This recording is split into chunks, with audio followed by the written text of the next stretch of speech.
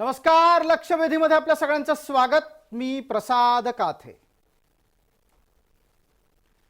चांद्रयान-3 यशस्वी झालं. हा तमाम भारतीयांच्यासाठी अत्यंत अभिमानास्पद असाच क्षण आहे. एकेकाळी बैलगाडीतून अवकाशयानाचा झालेला भारतातला प्रवास हा 1960 सालातला होता. त्याच्यानंतर 2023 पर्यंत भारतीय अंतराळ संशोधन क्षेत्रानं अमूलाग्र बदल केले, प्रचंड मेहनत केली.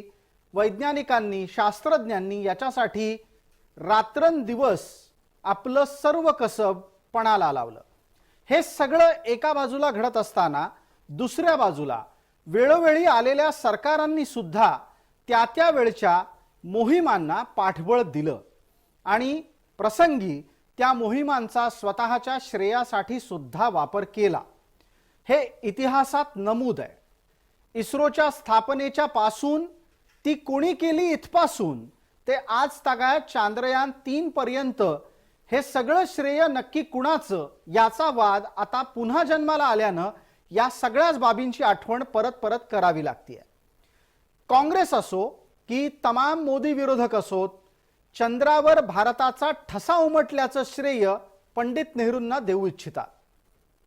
नेहरू यांच्या मृत्यूनंतर जी संस्था 5 वर्षांनी स्थापन झाली त्या संस्थेत काम केलेल्या तमाम शास्त्रज्ञांच्या मेहनतीवर हे प्रश्नचिन्ह नव्हे. जी काही भारताची अंतराळ संशोधनातली प्रगती आहे ती केवळ एका व्यक्तीमुळे आहे का विद्यमान व्यक्तीच्या सुद्धा अर्थात नरेंद्र मोदींच्या धोरणांमुळे सुद्धा आहे, हे आपल्याला तपासायला हवं आणि त्याची चर्चा सुद्धा करायला हवी. या निमित्तानं आजच्या लक्षवेधीत आपण प्रश्न उपस्थित करतोय की भारत कुणामुळे चंद्रावर पोहोचलाय आणि या मुद्द्याला स्पर्श करण्यासाठी ज्या भूमिका कारणीभूत ठरल्या आहेत त्या आपण पाहणार आहोत. शरद पवारांचं एक वक्तव्य आणि त्यांना भाजपानं दिलेलं उत्तर. जवाहरलाल नेहरू यांनी की या देशामध्ये सायन्स अँड टेक्नॉलॉजी याच्यामध्ये अधिक लक्ष केंद्रित केलं, वैज्ञानिकांना प्रोत्साहित केलं आणि त्यांनी जे प्रयत्न सुरू केले त्या सगळ्या प्रयत्नाचं आज ठीक झालंय असं या ठिकाणी बघायला मिळालं. ज्या पवारसाहेबांनी संरक्षण मंत्रीपद उपभोगलं त्यांना इस्रोचं महत्त्व आणि संरक्षण क्षेत्रातलं त्याचं असलेलं योगदान निश्चितपणे मला वाटतं माहीत असेल आणि त्यासाठी त्यांनी खरं तर मोदीजींचं स्वागत करायला पाहिजे होतं. कदाचित मला वाटतं की साहेबांना स्मृतिभ्रंश झाला असेल आणि त्यामुळे मोदीजींचं नाव घेण्यापेक्षा त्यांनी पंडित जवाहरलाल नेहरूंचं नाव घेतलं. कदाचित यामध्ये ते सुधारणा करतील आणि देशाचे शास्त्रज्ञ, देशाचं सरकार आणि देशाच्या पंतप्रधानाचं निश्चितपणे आणि जनतेचं ते स्वागत करतील अशी माझी अपेक्षा आहे. विषयाला सुरू करण्यासाठी आपल्या सोबत असलेल्या मान्यवरांचा आपल्याला परिचय करून देतो. आपल्या सोबत राष्ट्रवादीतल्या सुप्रिया सुळे समर्थकांचे प्रतिनिधी या नात्यानं ताई गटाचे प्रवक्ता प्रतिनिधी म्हणून आपल्या सोबत महेश तपासे आहेत. आपल्या सोबत काँग्रेसचे प्रवक्ता प्रतिनिधी या नात्यानं कपिल ढोके आहेत आणि भारतीय जनता पार्टीच्याकडून आपल्याकडे प्रवक्ता प्रतिनिधी या नात्यानं अवधूत वाघ आहेत. पहिला प्रश्न महेशजी आपल्यासाठी आहे. भारतीय जनता पार्टीची अत्यंत तिखट प्रतिक्रिया येते आहे. त्यांनी असं म्हटलंय की ज्या पद्धतीनं नेहरूंना श्रेय देण्याची स्पर्धा सुरू आहे कदाचित ती स्मृतिभ्रंशामुळे आहे. प्रसंगी शहाणपण सुचेल आणि नरेंद्र मोदींना श्रेय दिलं जाऊ शकतं. तुम्हाला वाटतंय अशी भूमिका तुमच्या नेतृत्वाच्या कडून बदलली जाऊ शकते? पवार साहेबांनी इस्रोची भूमिका, त्यांची पार्श्वभूमी सांगितली. या देशामध्ये सायंटिफिक टेक्नॉलॉजिकल ऍडव्हान्समेंट हे त्या काळामध्ये नेहरूंनी सुरू केलं. ही पार्श्वभूमी फक्त पवारांनी सांगितली आणि तो पाया त्या काळामध्ये 1962 मध्ये, नंतर 1969 मध्ये ज्या इस्रोची स्थापना झाली, 1975 मध्ये ज्या आर्यभट्ट नावाचं पहिलं आपलं सॅटेलाइट अंतराळामध्ये गेला, तेवढंच ते बोलले. त्याच्यामुळे भाजपाला मिरच्या लागण्याचं काहीच कारण नव्हतं. देशाच्या पंतप्रधानांचं भाषण आम्ही देखील ऐकलं. ते मला वाटतं परदेशात मग ते पाहत होते. ते त्यांनी जसं लँडर तिथे चंद्रावर उतरला, आम्ही सर्वांचं ऐकलं आणि आम्ही सर्वांनी टाळ्या देखील वाजवल्या. हा मोमेंट हा भारताचा आहे, हा मोमेंट हा देशाचा आहे, हा कुठल्या व्यक्तीचा नाही, कुठल्या पक्षाचा नाही.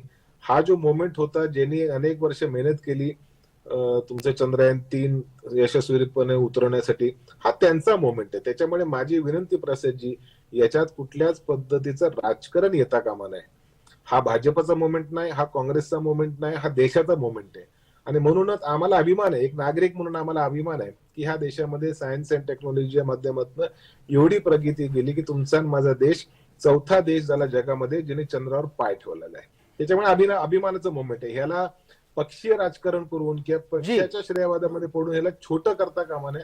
आपण असं म्हणता आहात की याला पक्षीय राजकारणात अडकवू नका, पण ज्या पद्धतीची वक्तव्य समोर येत आहेत ती सरळ सरळ एक संकेत देऊ पाहतायत की प्राप्त स्थितीत जे काही घडतंय ते गांधी नेहरूंमुळेच घडतं आहे. या स्थितीत कोणताही बदल हा इतर कोणामुळे शक्यच नाही. अवधूत वाघ, ही नक्की मानसिकता काय आहे? जे घडतं ते नेहरूंमुळे घडतं. प्रसादजी, सर्वप्रथम तुम्ही चांगला विषय उपस्थित केलात त्याबद्दल तुम्हाला धन्यवाद देतो.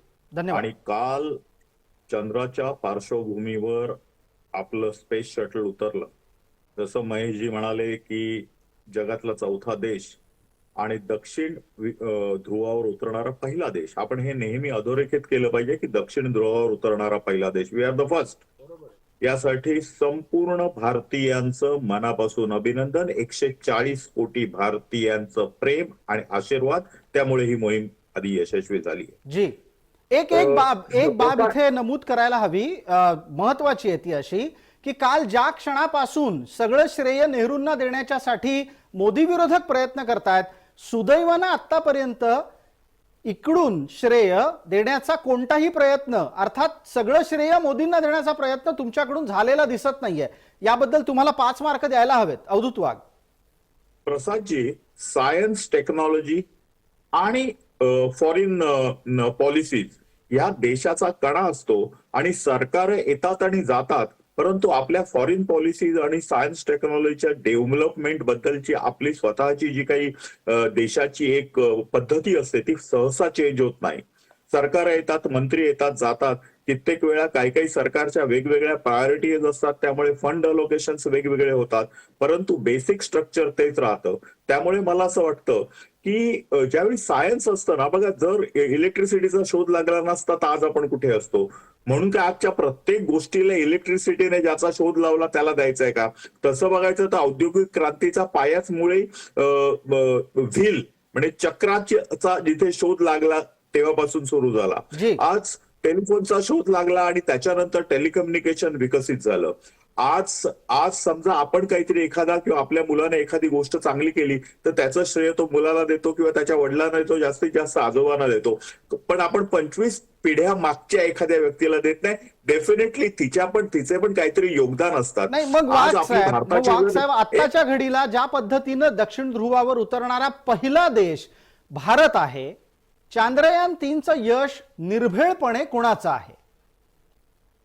प्रसादजी, मला कळलं नाही तुम्ही काय म्हणताय ते. तुम्हाला माझा प्रश्न असा होता की ज्या पद्धतीनं चांद्रयान-3 दक्षिण ध्रुवावर उतरणारा पहिला भारतीय देश म्हणून सिद्ध झालं, यानंतर या मोहिमेचं यश नक्की कुणाचं आहे? मी स्पष्टपणे सांगितलं की या मोहिमेचं लक्ष श्रेय 140 कोटी भारतीयांचं आहे, ज्याच्यामध्ये सर्व पक्ष आहेत, सर्व संस्था आहेत, सर्व कारखाने आहेत, सर्व छोटी मोठी लोक आहेत. इस्रोचे आजचेच नव्हे तर आधीचे सुद्धा शास्त्रज्ञ तंत्रज्ञ आहेत. सायन्स आणि टेक्नॉलॉजीच्या मेनस्ट्रीम मध्ये काम करणाऱ्या प्रत्येक छोट्या मोठ्या माणसाला याचं दिलं पाहिजे आणि ह्याचं श्रेय आणि अपश्रेय लाटण्याचा कोणी प्रयत्न करू नये. काही मोहिमा फेल होतात. 2019 साली ही मोहीम फेल झाली.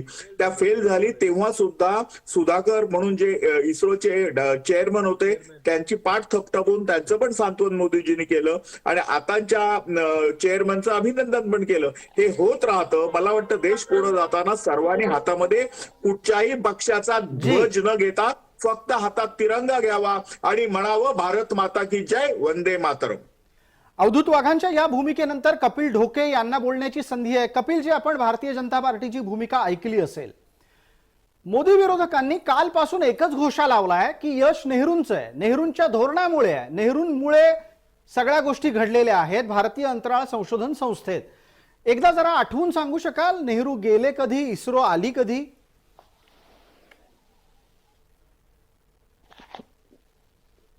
कपिलजी, आपल्याला प्रश्न विचारलाय, आवाज पोहोचलाय, आपण उत्तर द्यायला सुरुवात करावी. आता आता येतोय आवाज. जी, काल आपल्या देशात अवधूतजी, आता तुमचं झालं असेल तर मी बोलू का? नाही, अवधूत वाघ बोलत नाहीत. एक मिनिट, मी अवधूत वाघांना विनंती करतो, आपण कपिल ढोकेंना वेळ दिलाय, त्यांचं म्हणणं ऐकूया.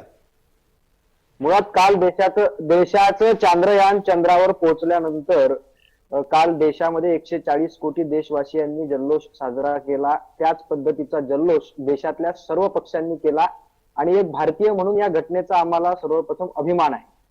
परंतु दुसरा एक वाद सुरू झाला आणि आज जो चर्चेचा विषय आपल्याला प्रसादजी या निमित्तानं घ्यावा लागला, मुळात ही शोकांतिका आहे की देश एखादी अचिव्हमेंट करतोय आणि मग ही अचिव्हमेंट कोणामुळे आता जर वाद होत असेल, त्याचं कारण असं आहे की 2014 पासून जेव्हा मोदी सरकार सत्तेवर आलं,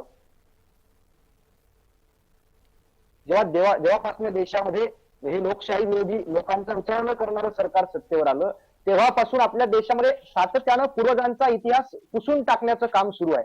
म्हणजे आपल्या कुटुंबामध्ये जर एखादी चांगली गोष्ट घडत असेल, आपल्या कुटुंबामध्ये जर काहीतरी प्रगती होत असेल, तर आपसुकच आपल्या कुटुंबातली लोक सांगतात की हे आजोबांची पुण्याई आहे, आमच्या पूर्वजांची पुण्याई आहे, आमच्या पूर्वजांनी त्या पद्धतीने हे करून ठेवलं म्हणून आज हे शक्य झालं. नाही, पण कपिलजी, आपल्याला म्हणायचं काय आहे, जे काही 2014 पासून नरेंद्र मोदींच्या कार्यकाळात घडतं आहे त्याचं श्रेय तुम्ही देणार कोणाला? मला पूर्ण करू द्या ना, एक मिनिट मला थांबा ना. जी, काल पवार साहेबांनी जी काही भूमिका मांडली त्यावरून हा वाद सुरू झाला आणि प्रसाद लाडांसारख्या एका आमदाराने पवार साहेबांवरती ज्या पद्धतीने त्यांनी टीका केली, ती सुद्धा म्हणजे साहेबांचा स्मृतिभंश काढतोय. अरे आज 83 वर्षाचे साहेब फिरतात ते असो, परंतु नेहरूंना श्रेय दिलं याच्या इतक्या मिरच्या भाजपवाल्यांना का लागतात? आपण एक लक्षात घ्या, या देशाचं विज्ञान आणि तंत्रज्ञानाचं धोरण ठरवत असताना नेहरूंनी ज्या पद्धतीची धोरणं आखली, ज्या पद्धतीनं हा देश त्या विज्ञान आणि तंत्रज्ञानात पुढे नेण्यासाठीची धोरणं त्या काळात तयार केली, जी, आज त्याचं श्रेय जर आपण देत असू, आपण लक्षात घ्या. आता आपण मला प्रश्न सुद्धा विचारला की इस्रोची स्थापना आणि नेहरूंचं निधन कधी होतं. नेहरू जरी 1964 ला गेले असतील आणि इस्रो जरी 1969 ला झाली, पण इस्रोच्या आधी अवकाश संशोधनासाठी कुठली संस्था होती? इस्रो म्हणजे कुठल्या संस्थेमधून इस्रो कन्वर्ट झाली याचा सुद्धा आपण विचार केला पाहिजे. 1962 मध्ये इन्कोस्पार स्थापन करण्याचं काम हे नेहरूंनी त्या काळामध्ये म्हणजे स्थापन करण्याला नेहरूंनी प्रोत्साहन दिलं आणि विज्ञान आणि तंत्रज्ञानाचं धोरण त्या काळामध्ये पण मग जी, कपिलजी, वेळेची मर्यादा आहे, पटकन आपल्याला पुढे नवीन मुद्द्यांपर्यंत पोहोचायचं आहे. महेश तपासे सुद्धा सांगतायत की जे काही घडलं आहे त्याचं श्रेय एका व्यक्तीला देऊ नये, अर्थात त्यांच्या नेतृत्वानं नेहरूंमुळे घडलं हे सूतोवाच केलं. तुम्ही तरी किमान एक भूमिका घ्या. भारतीय जनता पार्टी म्हणते 140 भारतीयांच्या आशावादाचा तो विजय आहे. तुम्ही निश्चित सांगा, जे घडलं ते कोणामुळे घडलंय? हे सांगितलेलं नाही की हे नेहरूंमुळे झालं म्हणून. नेहरूंना श्रेय दिलेलं आहे किंवा श्रेय सुद्धा पूर्णतः दिलं नाही, परंतु ज्यावेळी एखादी चांगली घटना घडते त्यावेळी इतकं कृतज्ञ असू नये माणसानं की ज्या माणसाने याची मुहूर्तमेढ रोवली, ज्या माणसानं हा विचार देशाला दिला त्याचं स्मरण सुद्धा करू नये. हा महत्वाचा मुद्दा आहे. ठीक आहे, हा एक महत्वाचा मुद्दा आहे. हा महत्वाचा मुद्दा तुम्ही मांडलात कपिलजी. याच्यावरून पटकन आपल्याला दोघी इतर मान्यवरांपर्यंत आपण पोहोचून त्यांना बोलतं करणार आहोत. पहिला महत्वाचा मुद्दा आहे तुमच्याच याच्यातला, तो अनुषंगून बोलायला संधी देतोय अवधूत वाघ यांना. अवधूतजी, ज्यानं मुहूर्तमेढ रोवली त्याचं स्मरण सुद्धा नसावं हा कृतज्ञपणा आहे. काँग्रेसचा विचार आहे हा. काँग्रेसला त्या निमित्तानं असं वाटतं की एक फ्रँचायझी आहे विचारांची, त्याच्यासाठीचं प्रत्येक वेळेला त्याचं क्रेडिट नेहरूंना ज्या ज्या क्षेत्राचं असेल ते द्यायला पाहिजे. प्रसादजी, आज तुम्ही पाहिलं असेल तर मी आज गांधी टोपी घालून बसलेलो आहे. बिलकुल, फक्त थोडा कॅमेरा खाली गेल्यानं ती लक्षात येत नाहीये. तुम्ही कॅमेरा डोळ्यासमोर घेतला तर ती गांधी टोपी दिसेल, काँग्रेसवाल्यांना पण दिसेल. ओके. आणि ही गांधी टोपी मी यासाठी घातलेली आहे की 1947 साली या देशाला स्वातंत्र्य मिळाल्यानंतर या देशाची प्रगती जी झालेली आहे ती महात्मा गांधींनी केलेल्या या देशाच्या स्वातंत्र्य लढ्यासाठी आहे. तर त्याच्यामुळे जर सर्वात जास्त श्रेय कोणाला द्यायचं असेल तर ते महात्मा गांधींना द्यायचं आणि म्हणून महात्मा गांधींचं स्मरण करण्यासाठी, त्यांची आठवण ठेवण्यासाठी आणि त्यांच्यासाठी कृतज्ञ राहण्यासाठी मी आज गांधी टोपी घालून बसलेलो आहे. आता ही एक मोठी विरासत आहे. ही विरासत फक्त पंडित नेहरूंपासून सुरू होऊन पंडित नेहरूंपर्यंत संपत नाहीये. तुम्हाला माहिती आहे की ज्यावेळी राजीव गांधी आले त्यावेळी सॅम पिट्रोडाच्या माध्यमातून आपण टेलिकम्युनिकेशनची क्रांती आणली. इंदिराजी होते, यामध्ये नरसिंहरावजी होते, मनमोहन सिंहजी होते, शास्त्रीजी होते, अनेक व्हीपी सिंग होते, देवेगौडा होते, गुलजार होते, अनेक लोक या देशामध्ये पंतप्रधान होऊन गेले. या प्रत्येक पंतप्रधानांनी आपापल्या काळामध्ये काही ना काहीतरी कॉन्ट्रीब्युशन या देशाच्या जडणघडणीसाठी केलेलं आहे. मी अटल बिहारी वाजपेयींचं नाव माझ्याकडनं राहून गेलं. आता मी असं म्हणतो की या देशाच्या 75 वर्षाच्या प्रगतीमध्ये ज्यावेळी भारतीय जनता पक्ष मोठ्या मनाने सांगतं की ह्याच्यामध्ये एव्हरीबडीज कॉन्ट्रीब्युशन इज इम्पॉर्टंट, इंदिराजींचं असो, राजीवजींचं असो, नेहरूजींचं असो, शास्त्रीजींचं असो, अवधूतजी एव्हरीबडी इज इम्पॉर्टंट, सगळेच त्याच्यामध्ये तुम्ही महान समजताय आणि त्यात कोणाला लहान समजत नाही. पण अपेक्षा काँग्रेसची काय आहे? तुम्ही नेहरूंना महान समजलं पाहिजे, त्यांची आठवण केली पाहिजे. नाही, हे बघा या देशामध्ये काय युनिव्हर्सिटी सुरू झाल्या नेहरूंच्या कालखंडात नाही. Banaras Hindu university, Mumbai university, Baroda university यांचा 200 वर्षाचा इतिहास आहे बरं का. तर मला त्याच्यामध्ये जायचं नाही. मला असं म्हणायचं आहे की जर नेहरूंना काही श्रेय द्यायचं असेल तर तुम्ही मोदींना पण काहीतरी श्रेय दिलं पाहिजे की मोदींचं नावच नको. गंमत अशी आहे की यांना हा संपूर्ण देश नेहरू आणि गांधी फक्त नेहरू, इंदिरा गांधी, राजीव गांधी, सोनिया गांधी, राहुल गांधी यांच्या पलीकडे यांच्या देशाची कल्पना नाहीये. शास्त्रींचं नाव सरदार पटेलांचं नाव नरसिंहरावांची डेड बॉडी आणि काँग्रेसच्या मुख्यालयामध्ये आणायला दिलेली नाहीये. शरद पवारांसारख्या एका मोठ्या नेत्याला यांनी बाहेरचा रस्ता दाखवला का? तर ते त्यांच्या घराणेशाहीच्या विरोधात होतं. या काँग्रेसचा इतिहास तुम्ही आम्हाला सांगताय? भाजपमध्ये घराणेशाही नाही. एक मिनिट, मुद्दा आत्ता घराणेशाहीचा नाहीये. तुम्ही घराणेशाहीचे मुद्दे काढलेत की 30 सगळी पुन्हा एकदा आरोपांची राळ उठेल. आपण आत्ता जो मुद्दा उपस्थित केलात अवधूत वाघ, त्या अनुषंगाने काँग्रेसला संधी देतोच आणि पटकन त्यानंतर महेश तपासेंनाही बोलतं करतो. प्रश्न काँग्रेसला भारतीय जनता पार्टी थेट विचारते, जर काँग्रेसला प्रत्येक गोष्टीचं श्रेय हे त्यांच्याच पूर्वजांना द्यायचं असेल, मग ते नेहरू आहेत, इंदिरा आहेत, राजीव आहेत, म्हणजे गांधी नेहरू आहेत, त्याच्यानंतर पुढच्या पिढीत काँग्रेस कधीतरी काहीतरी केल्याचं श्रेय मोदींना देणार आहे की नाही? कपिलजी आपल्याला विचारलंय. बोला, परत बोला. प्रश्न असा आहे, भारतीय जनता पार्टीने तुम्हाला विचारलाय की जर समजा देशातल्या काही गोष्टींचं श्रेय नेहरू गांधींनाच द्यायचं असेल तर काहीतरी देशात केल्याचं श्रेय मोदींना द्याल की नाही? विषय चंद्रयानाच्या मोहिमेचा आहे आणि चंद्रयानाच्या मोहिमेमध्ये मला तरी वाटत नाही की देशाचे ठीक आहे, पंतप्रधानाचं काम असतं, एखादी देशाच्या प्रगतीचा विचार चालू असेल, देशाच्या प्रगतीची योजना असेल, देशाच्या अभिमानासाठीची एखादी गोष्ट आपण करत असू तर ती राबवली पाहिजे, हे देशाच्या पंतप्रधानांचं काम असतं. दुसरी गोष्ट, याच चंद्रयान अवकाश संशोधनाच्या 2023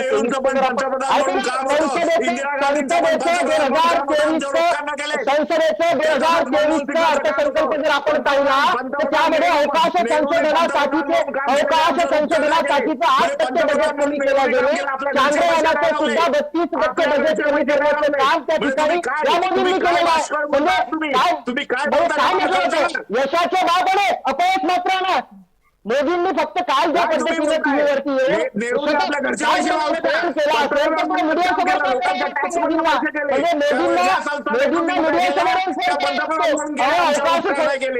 कुठलंही काम नाही आणि देशाला अवधूतजी आणि कपिल ढोके दोघांमध्ये हस्तक्षेप यासाठी करतो. अवधूतजी एक क्षण काही थांबा, आपण एखादं मिनिट तरी थांबा.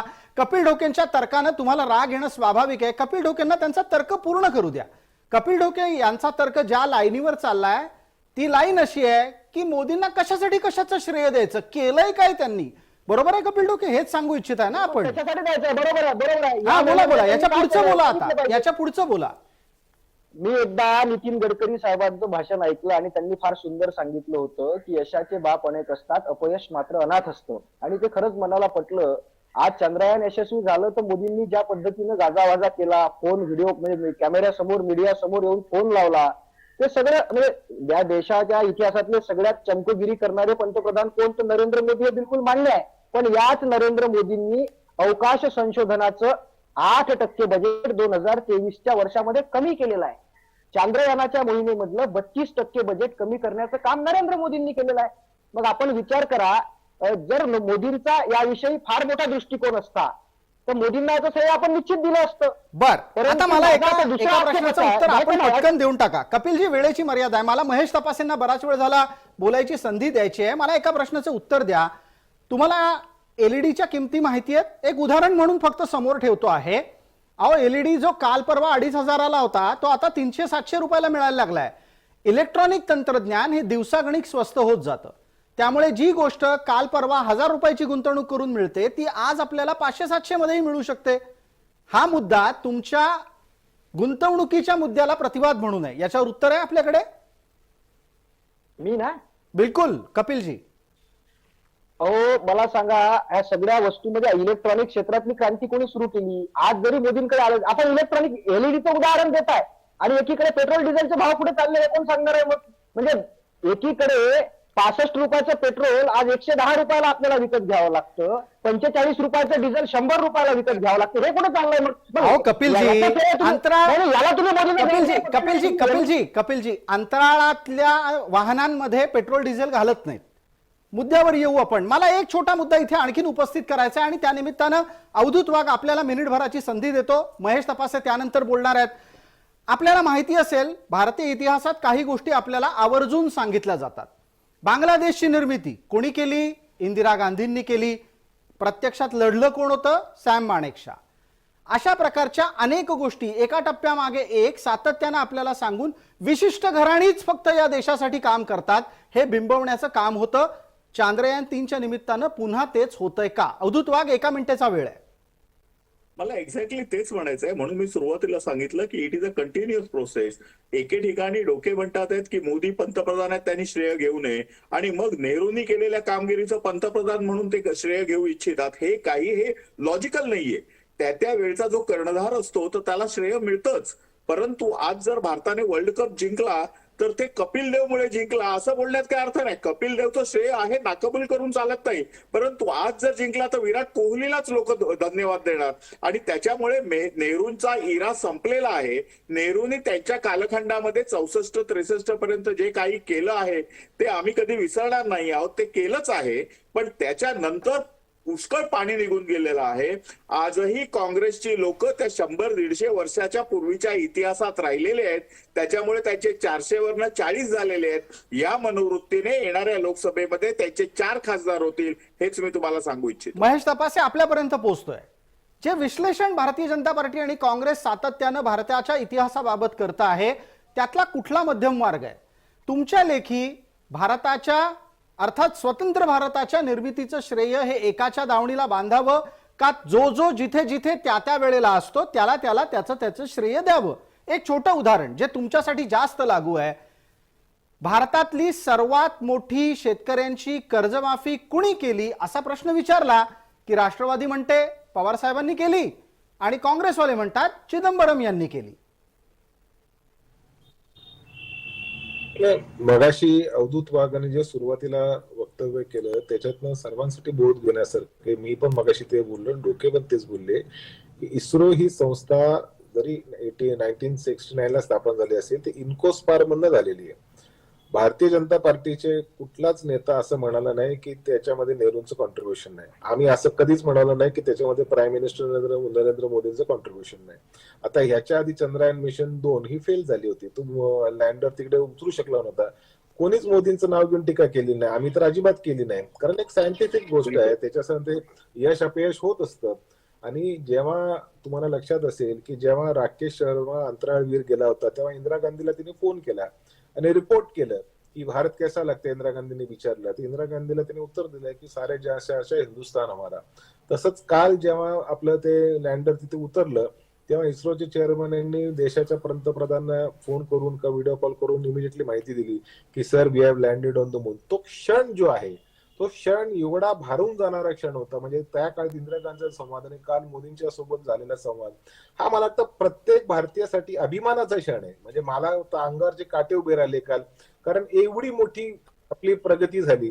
त्याच्यामध्ये सलामी कोण घेतो हा महत्वाचा नाही, पण देश पुढे चाललाय. 140 कोटी जनतेचा तो प्रतिनिधित्व करतात. शेवटी पंतप्रधान या नात्याने, पंतप्रधान कोणी असले, मोदी साहेब जरी असले तरी ते 140 कोटी जनतेचे प्रतिनिधी त्या जागेवर, जसं मगाशी अवधूतजी म्हणाले, मग याच्यावरचा foreign टर्निंग policy वर पॉईंट, ऐकून मग घ्या. याच्यावर जी महेशजी आपण जो मुद्दा मांडला त्याला धरूनच माझा पुढचा प्रश्न आहे. मग जर तुम्ही म्हणत असाल की जो जिथे असतो तिथे तिथे त्याचं श्रेय असतं, त्याच्या तशा पाऊलखुणा असतात, मग आजच्या कार्यकाळात तुम्हाला मोदींना काहीतरी श्रेय द्यायची इच्छा आहे की नाही? माझं तुम्ही काय बोलले मी ऐकलं नाही, माझं पूर्ण झालं नव्हतं. अवधूत वाघ फार सुंदर गोष्टी म्हणाले की सायन्स अँड टेक्नॉलॉजी, त्याचबरोबर मला वाटतं फॉरेन पॉलिसी, आणि मी त्याच्यामध्ये ऍड करतो डिफेन्स पॉलिसी. या डिफेन्स पॉलिसी असेल, सायन्स अँड टेक्नॉलॉजी असेल किंवा फॉरेन रिलेशन असेल, ह्या जुन्या काळापासून चालत आलेल्या परंपरा आहेत, पॉलिसीज आहेत. त्याच्या संदर्भात काही बदल झाला नाही, त्याच्या संदर्भात कुठेही गोष्टी झाली नाही. जेव्हा जेव्हा देशावर आघात झाला, सर्व विरोधी पक्षांनी एकच सूर दिला की आम्ही देशाच्या सरकार बरोबर आहोत, सरकार जो फॉरेन पॉलिसीच्या संदर्भात निर्णय घेईल. आता एवढं मोठं रशिया युक्रेनचं वॉर झालं, त्या ठिकाणी जो निर्णय पंतप्रधानांनी घेतला त्याच्या मागे पूर्ण देश उभा आहे, सर्व राजकीय पक्ष उभा आहे, विपक्ष उभा आहे, सरकार उभी आहे. त्याच्यामुळे कुठेही श्रेयवाद किंवा कुठेही दुजाभाव महत्वाच्या विषयांवर आम्ही करण्याची भूमिका नाही, देशाच्या विरोधी पक्षांची भूमिका नाही. परंतु प्रत्येक वेळेला चुकीचा इतिहास जरी मांडला, राजकीय मुद्द्याचा मांडला जात असेल, तो देखील थांबला पाहिजे.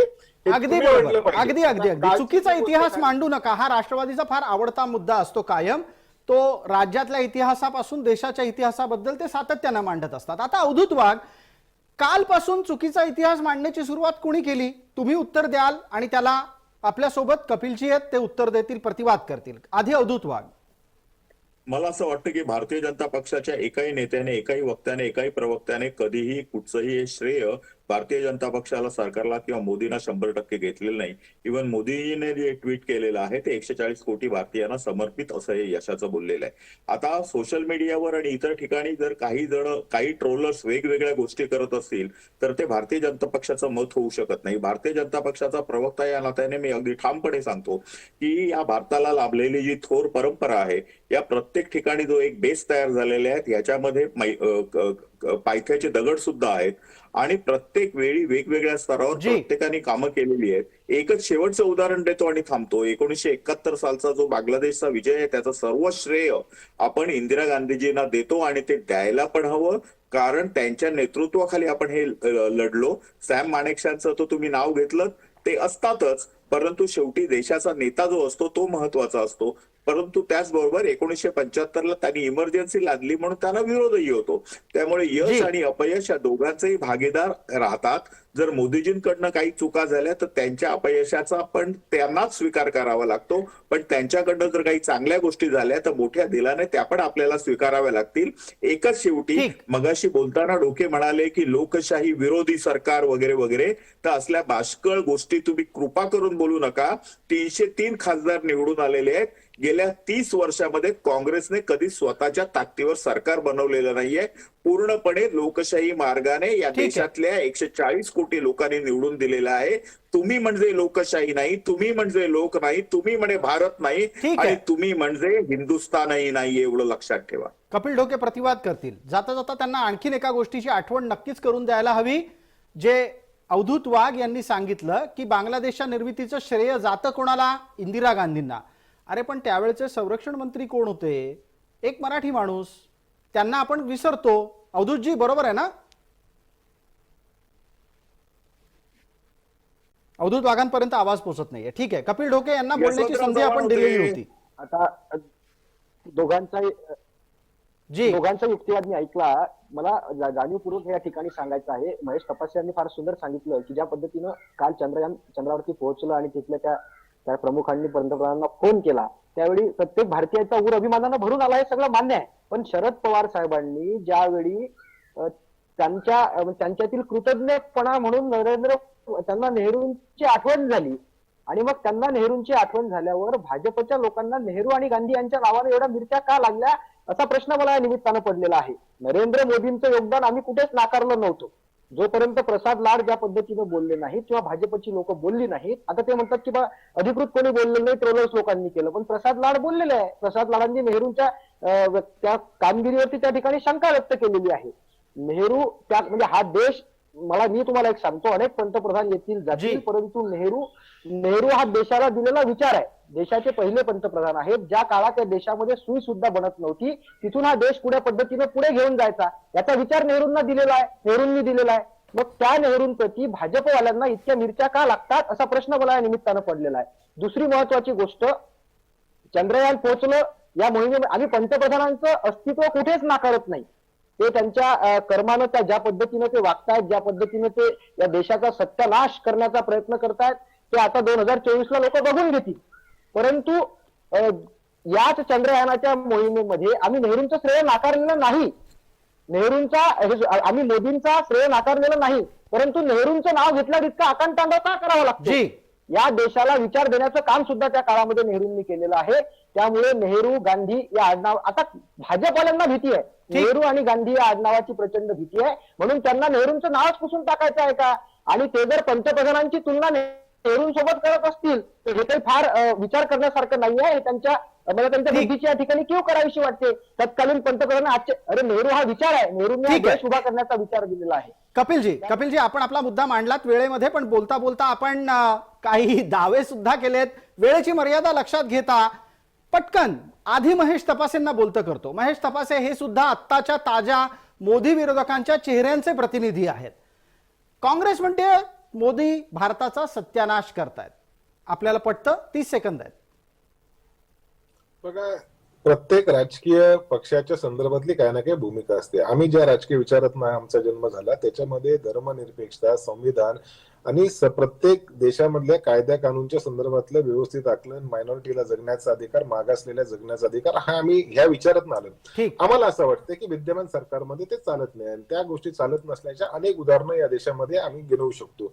त्या उद्या जर दुरुस्त झाल्या आणि देशाच्या जनतेने जर परत त्यांना निवडून दिलं तर कोणाचं काय म्हणणंच नाही ना. 14 निवडून दिलं, 19ला निवडून दिलं, 2024 मध्ये काय होईल आज का मी भाकीत करू शकत नाही. परंतु गेल्या 10 वर्षामध्ये काही गोष्टी चुकल्या आहेत आणि चुकलेल्या गोष्टीवर सवाल जवाब करणं किंवा प्रश्न उपस्थित करणं हे आमचं कर्तव्य आहे. बिलकुल. पटकन आपल्याला याच निमित्तानं पुढचा प्रश्न अवधूत वाघ यांना विचारायचा आहे. अवधूत वाघ, तुम्ही एका बाजूला म्हणता की जे काही सोशल मीडियावर मांडलं जातं त्याच्याशी भारतीय जनता पार्टीचा संबंध नाही. काँग्रेस थेट म्हणतेय मोदींनी भारताचा सत्यानाश सुरू केलेला आहे आणि सोशल मीडियावरच्या प्रतिक्रिया असं सांगतात की म्हणे चांद्रयान तिथं उतरलं आणि पहिला मेसेज पाठवला, आएगा तो मोदीही. काय उत्तर द्याल? बघा, व्हॉट्सअप युनिव्हर्सिटीमध्ये असलेल्या कमेंट्सवर उत्तर द्यायला मी इथं बसलेलो नाही. मी माझ्या पक्षाची बाजू मांडायला बसलेलो आहे. मी पुन्हा एकदा सांगतो की ह्या देशातील, म्हणजे मी आता 63 वर्षाचा आहे, असे खूप कमी प्रसंग होते की जिकडे संपूर्ण भारतीय म्हणून एकत्र आले. त्यावेळी कपिल देवने पहिला वर्ल्ड कप जिंकला त्यावेळी अंगावर रोमांच आलं होतं. आपण ज्यावेळी युद्ध जिंकलो होतो 1981-82 त्यावेळी झालं होतं, पण त्यावेळी तर आम्ही खूप तरुण होतो. पण काल वयाच्या 63व्या वर्षी ज्यावेळी ते लँड झालं ना, त्यावेळी तो अक्षरशः असा करणारा क्षण होता ना की तिकडे ना कोण काँग्रेसवाला होता, ना कोण एनसीपी वाला होता, ना कोण बीजेपी वाला होता, ना कोण होता, सगळे भारतीय होते. मला असं वाटतं की या प्रेमाने आपण गेलं पाहिजे. श्रेयाचं आणि अपश्रेयाची लढाई आपण लढत राहू, करत राहू. नंतर देशद्रोही कोण आहे आणि कोणी सत्यानाश केलाय ह्याच्याबद्दल आपण काहीतरी डोकेसाहेब वाद घालू. फार वेळ वाट पाहायची गरज नाही. अवधूत गुप्ते, 2024 नजीक आहे. आत्ताच्या घडीला जे काही जो कोण बोललेला आहे सगळ्याच्या नोंदी भारतीय जनता पार्टीच्या बरोबरच प्रत्येक भारतीय जनमानसावर असणार आहेत. आपल्याला या निमित्तानं येत्या काळात 2024 पर्यंत वातावरण कसं बदलतंय ते पाहायचंय. आपली भेट परत होत राहील. तुर्तास या चर्चेत आपण सर्व मान्यवर सहभागी झालात त्याबद्दल आपले मनपूर्वक आभार. लक्षवेधीच्या या चर्चेत तुर्तास इतकंच. सर्व प्रेक्षकांना जय महाराष्ट्र.